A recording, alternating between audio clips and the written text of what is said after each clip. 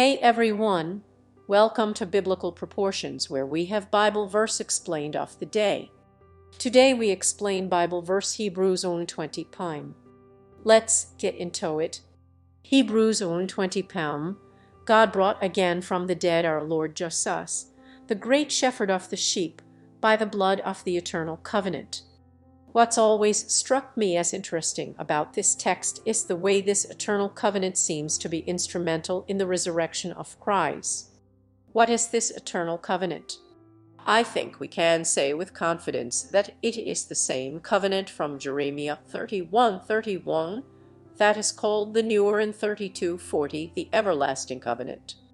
Jesus is raised from the dead according to the blood of the new everlasting eternal covenant. But why would the inaugurating blood of the new covenant cause Jesus to be raised from the dead?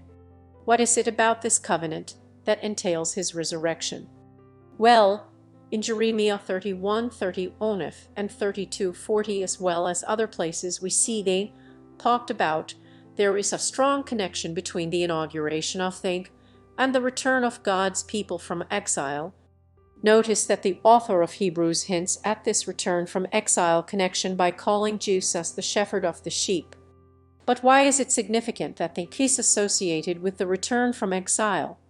Because in the prophets, the exile is likened to the covenant death of God's people, and the return from exile is, therefore, a type of resurrection. Consider the vision of the valley of dry bones coming to life in Ezekiel 37:14. Which is talking about the true return from exile that he will work for his own. When we consider, then, that they is tied closely to the return from exile of God's people, and that the return from exile is a type of resurrection, then we can see the connection that the author of Hebrews is making. It entails resurrection from death and return from exile, and it was inaugurated by Christ's own blood. Luke 10:20 pam. Matt 26:27, etc. So, when the Christ, the Son of David, the true Israelite, the final sacrifice when he shed his blood on the altar of the cross, he was substitutionally joining his people in their exile from God, which is death physical and spiritual. In doing so, the final covenant servant was bringing the old covenant to an end. But he was also simultaneously by the same blood death that completed the old was putting into force the new covenant. The new covenant, which entails the return from exile and resurrection from the dead for God's people, of whom Christ is chief and the representative head. Thus, by the blood that he himself shed to bring about the new, the eternal covenant, by that blood he himself is raised from the dead, according to the promise of the covenant that his blood has inaugurated. He himself is brought back from the exile of damnation.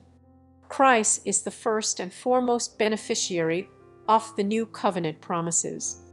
And in him all who are exiled and languishing in the death of sin can be raised up, can be regenerated, can return from wherever they have been scattered and be gathered under the one shepherd.